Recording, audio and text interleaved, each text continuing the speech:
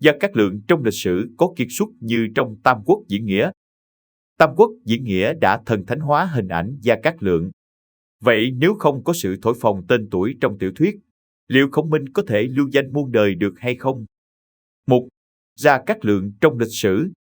Nhắc đến Gia Cát Lượng, rất nhiều người nghĩ ngay đến 3 lần bái phỏng Liêu Tranh. Tiếp theo đó cũng nghe nhiều nên quen với những câu chuyện về ông, như khẩu chiến với đám nho sĩ, thuyền cỏ mượn tên, mượn gió đông, 3 lần chọc tức Chu Du. Thật ra, ghi chép liên quan đến Gia Cát Lượng trong tài liệu chính sử không hề thần kỳ như trong Tam Quốc diễn nghĩa miêu tả. Ví dụ như ghi chép về 3 lần bái phỏng Liêu Tranh. Trong Tam Quốc chí chỉ có 5 chữ Phạm Tam Vãn, nại kiến. Tam ở đây có thể là đại từ chỉ định, có nghĩa là nhiều lần, không chắc chắn là chỉ 3 lần. Lý do nhà sử học miêu tả qua loa về 3 lần bái phỏng Liêu Tranh có lẽ bởi vì việc Lưu Bị 3 lần bái phỏng Liêu Tranh, mời Gia Cát Lượng xuống núi là tình tiết, chuyển ngoặt không đáng để miêu tả tỉ mỉ. Long Trung đối sách từng là nội dung sách giáo khoa, môn ngữ văn trung học của Trung Quốc, được người đời sau học tập và ca tụng. Thật ra Lỗ Túc, Chu Du của Đông Ngô cũng từng đề xuất kế sách tương tự với cha và anh trai Tôn Quyền, nhưng vì thiên hạ khi ấy đã bị chia nhỏ gần hết, nên chỉ có nước Thục ở vùng hẻo lánh phía Tây mới có điều kiện để thực hiện. Khi mới bước chân vào con đường chính trị, Gia Cát Lượng chỉ là một mưu sĩ, không hề có cơ hội tham gia việc quân đội của Lưu Bị. Trước trận xích bích, quả thực Gia Cát Lượng có chủ động xin tới Đông Ngô thuyết phục Tôn Quyền bắt tay với Lưu Bị để đánh Tào Ngụy. Sau khi đến được Đông Ngô, Gia Cát Lượng chỉ mạnh dạn bày tỏ ý kiến của mình một phen với Tôn Quyền, củng cố quyết tâm liên minh với Lưu Bị đánh lại Tào Tháo của Tôn Quyền. Không có khẩu chiến với đám nho sĩ, càng không có mượn gió đông. Còn những diệu kế như thuyền cỏ mượn tên và lửa thiêu xích bích thực chất lại đều đến từ kế sách của Chu Du. Bởi thế, công lao lớn nhất và cũng là duy nhất của Gia Cát Lượng trong trận xích bích chính là thúc đẩy sự thành lập liên minh Tôn, Lưu. Cũng nhờ đó Gia Cát Lượng được Lưu Bị đặt cách đề bạt làm quân sư Trung Lang tướng. Nhưng đây chỉ là một chức vị lặt vặt phẩm cấp không cao, còn kém xa so với chức vị quân sư. Sau khi Lưu Bị dừng chân tại Kinh Châu, ông mới bắt đầu tiến quân đến Tây Xuyên, theo kế hoạch được Gia Cát Lượng lập nên. Nhưng công việc phụ trách tấn công quân sự lại được giao cho quân sư mới là Bàn Thống. Gia Cát Lượng được bố trí công tác thu gom vận chuyển lương thảo như trong Tam Quốc chí.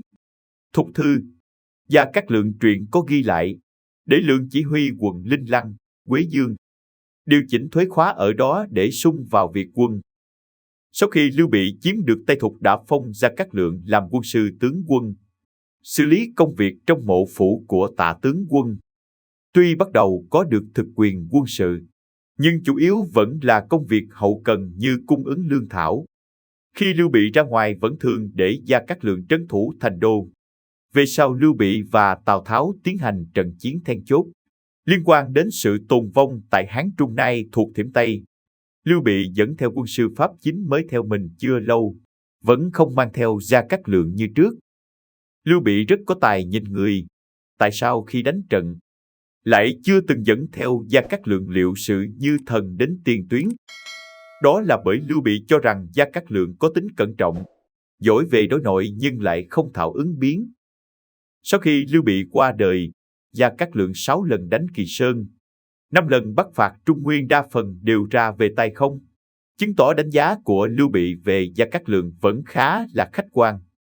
Người đời sau cũng khá tranh cãi về những lần đánh Ngụy của Gia Cát Lượng. Tam Quốc chí có một đoạn phân tích về ông như sau: nhiều năm liên tiếp khởi binh vẫn chưa thể thành công. E rằng việc ứng biến và dùng mưu lược nhà binh không phải sở trường của ông. Nói một cách khách quan, Gia Cát Lượng dùng binh khá ổn thỏa.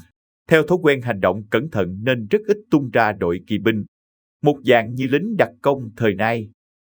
Nhiều lần bắt phạt tuy không có công lớn, nhưng cũng có thành quả nhỏ. Bởi thế, tổng hợp lại tài năng quân sự của Gia Cát Lượng chỉ có thể cho đánh giá đạt chuẩn, không thể nào thần kỳ được như trong truyền thuyết. 2. Nếu đã như vậy, tại sao Gia Cát Lượng vẫn để lại tiếng thơm muôn đời? Trước tiên là đạo nghĩa thiên cổ, không phụ trọng trách được gửi gắm và tinh thần kính nghiệp, cúc cung tận tụy, đến chết mới thôi của Gia Cát Lượng. Để báo đáp ơn tri ngộ Lưu Bị gửi gắm, Gia Cát Lượng luôn làm việc cẩn thận kỹ càng, đích thân xử lý công việc, dùng hết sức mình cố gắng chèo chống chính quyền Thục Hán.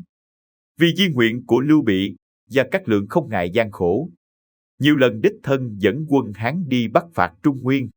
Cuối cùng lao lực lâu ngày sinh bệnh rồi qua đời trên đường bắt phạt.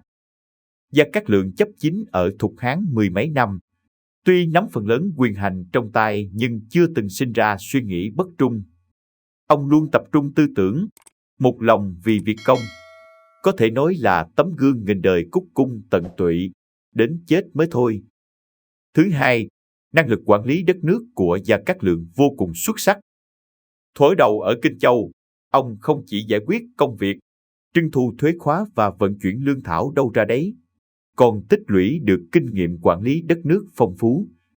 Sau khi vào Tây Xuyên, dưới sự quản lý chuyên tâm của Gia Cát Lượng, không những khiến kinh tế của Tây Thục vốn lạc hậu, đạt được sự phát triển rất to lớn, còn giúp nền chính trị của triều đình Thục Hán trở nên trong sạch. Quan lại đều mang tinh thần khích lệ bản thân. Những kẻ tiểu nhân gian ác không còn chỗ giấu mình. Xã hội lành mạnh tốt đẹp, dân chúng an cư lạc nghiệp.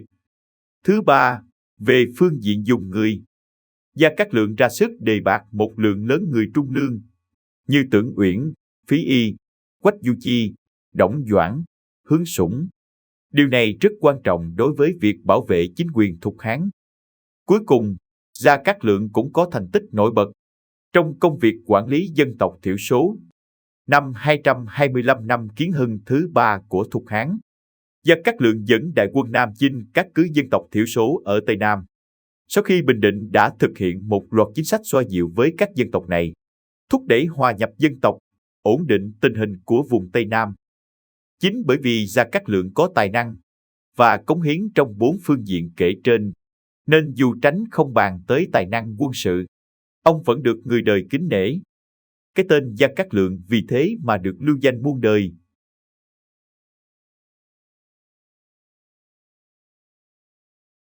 Video của chúng tôi đến đây là kết thúc. Cảm ơn tất cả các bạn đã quan tâm tới xe hay V88 và theo dõi video của chúng tôi.